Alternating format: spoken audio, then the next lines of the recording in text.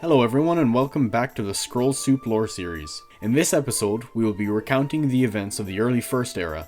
Both the men and Mer of Tamriel place the beginning of recorded time at year 0 of this era.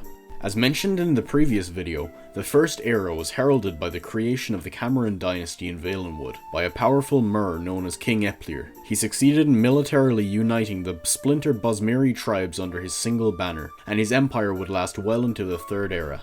Around this time, the last ships arrive in Skyrim from the far north shores of Atmora, though these ships are mostly filled with corpses of those fleeing the now frozen wasteland. In year 113, King Harald of Skyrim is born, beginning a Nordic lineage recognizable even today in some form or another.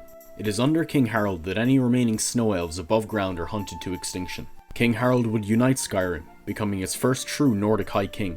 He would be succeeded by King Hjalmar, his son, in year 221 of the First Era. It is around this time the Dwemer Ethereum Wars are waged between the many Dwemer city-states under Skyrim. By year 242, the slave queen Alicia alongside her demigod lover, Morahouse Breath of Kine, and the legendary time-travelling Shezarene knight, Pelinal Whitestrake, will begin the Cyrodiilic slave revolt against the Ayleid oppressors.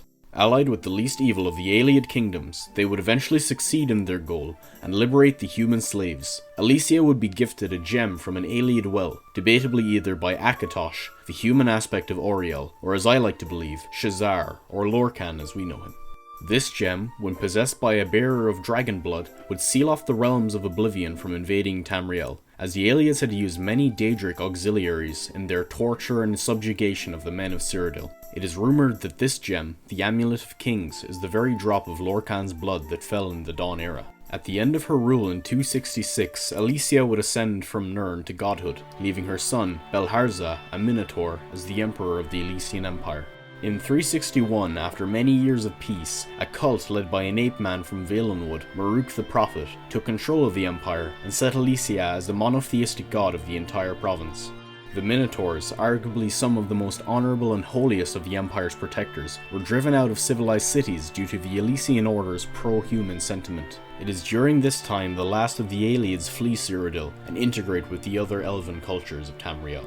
By First Era 416, the Nords make their latest attempt to seize land in Morrowind. This leads to the formation of the First Council, an alliance between the Chimer and Dwemer, led by Indoril Nerevar and Dumak Dwarf King, to defend the land of Resdayn. Their alliance succeeds, and it leads to a lifelong friendship between the two rulers. By 498, the Dureni Elves have fallen out of power in High Rock.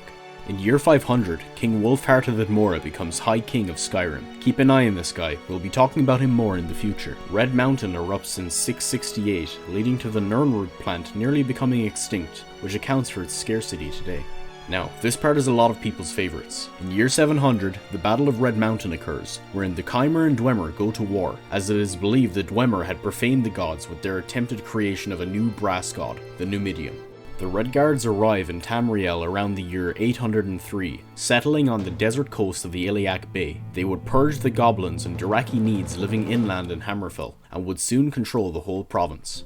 In First Era 950, Orsinium would be destroyed for the first time, again scattering the Orsimer, as is the fate of the Pariah folk. This brings us quite nicely to year 1000 of the First Era, where we will end this video. In the next video, we will be covering the remaining 1500 years of this era. In future videos, I will go into much greater detail on the many events of this time period, especially the time surrounding the Battle of Red Mountain, as that tale is a fan favourite which I will enjoy telling, and I'm sure many of you will enjoy listening to. That's all for today's video. If you like what you see, be sure to like and subscribe. If you want more, we do podcasts as often as we can, available here on YouTube or on Spotify and Google. Thanks for watching, and we'll see you again very soon.